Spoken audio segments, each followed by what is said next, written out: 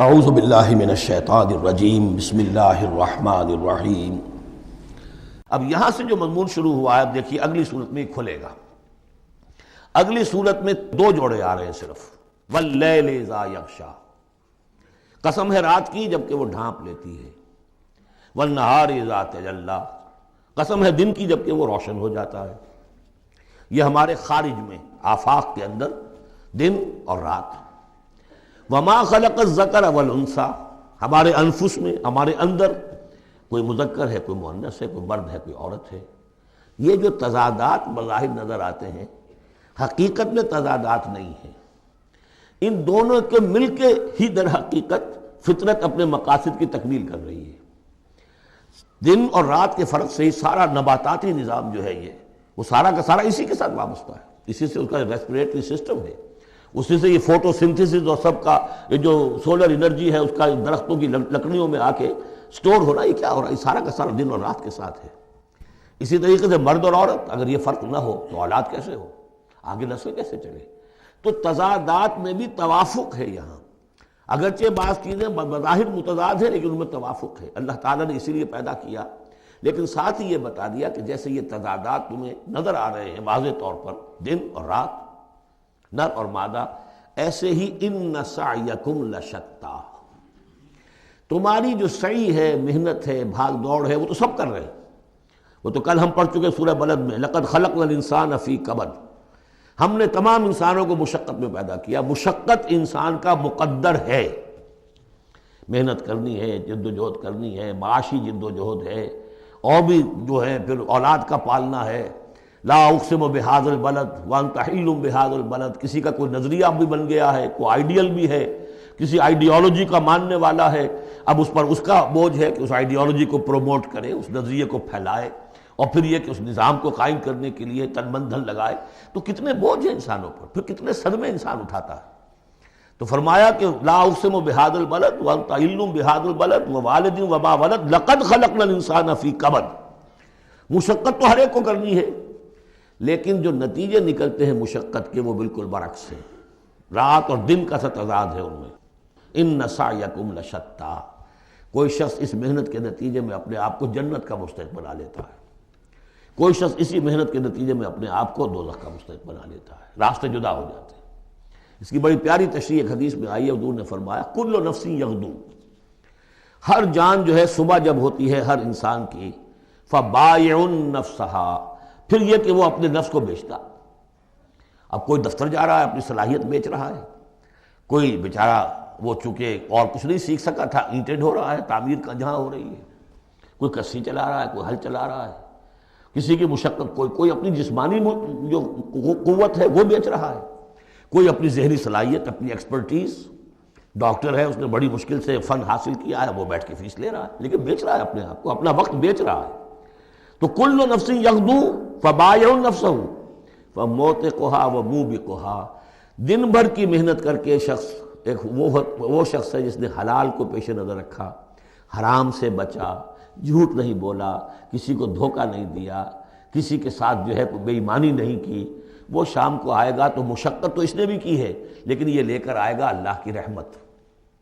دوسرا شخص مشقت اس نے بھی کی ہے، کہیں کم تول دیا تھا، کہیں کم ماپ دیا تھا، کہیں جھوٹ بول دیا تھا، کہیں کسی کی حق تلفی کی تھی، کہیں کسی کی عزت نفس پر حملہ کر دیا تھا۔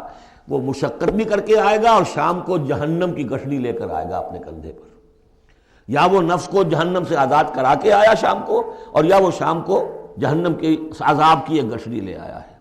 تو کل نفس یغدو فبائع نفسہ فموتقھا وموبقھا۔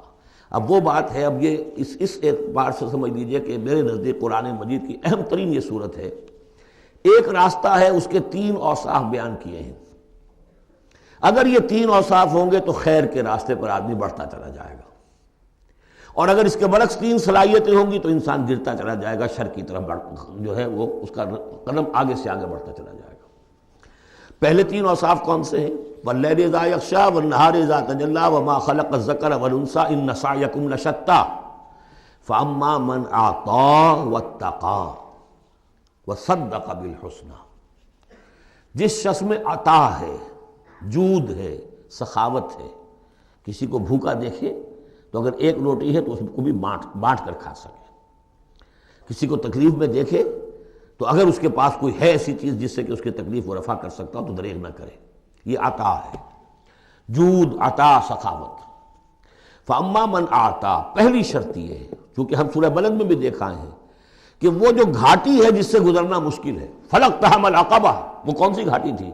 فک رقبۃ او اطعام فی یوم ذی مسغبۃ یتیما ذا مقربۃ او مسکینا ذا متربہ ثم کان من الذین آمنوا وتواصوا بالصبر وتواصوا بالمرحمہ.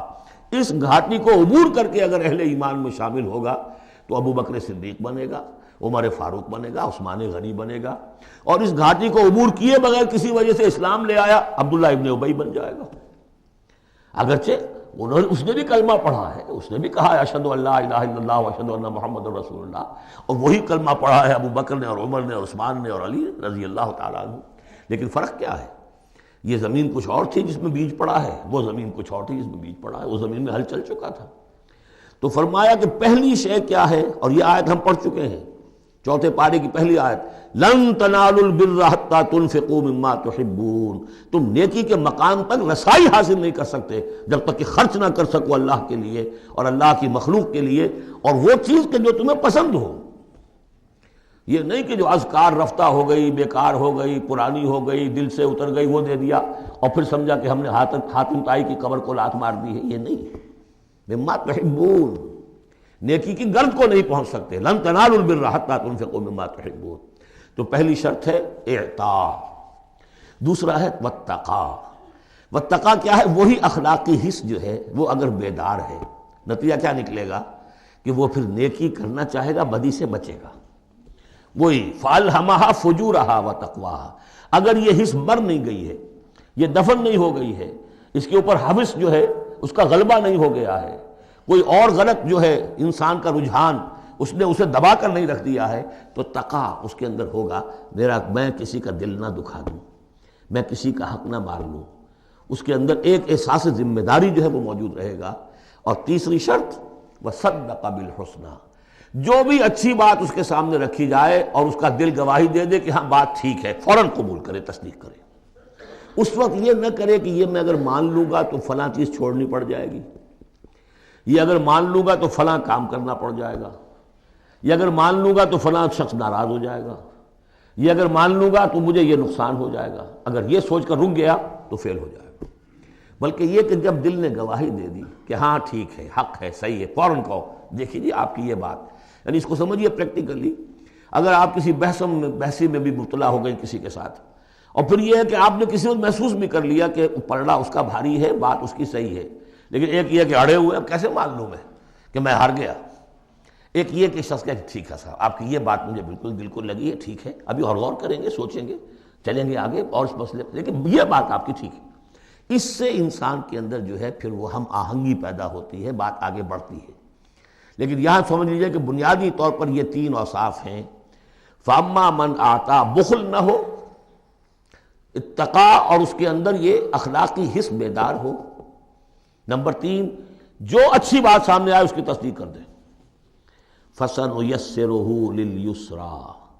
تو ہوتے ہوتے ہم آسانی سے، اب یہ لفظ بھی آ چکا تھا سورہ علق میں، وَنُيَسِّرُكَ لِلْيُسْرَىٰ. میں نے کہا تھا اس لفظ کو یہاں نوٹ کر لیجئے اور یہیں سے یہ بات آگے کھلے گی.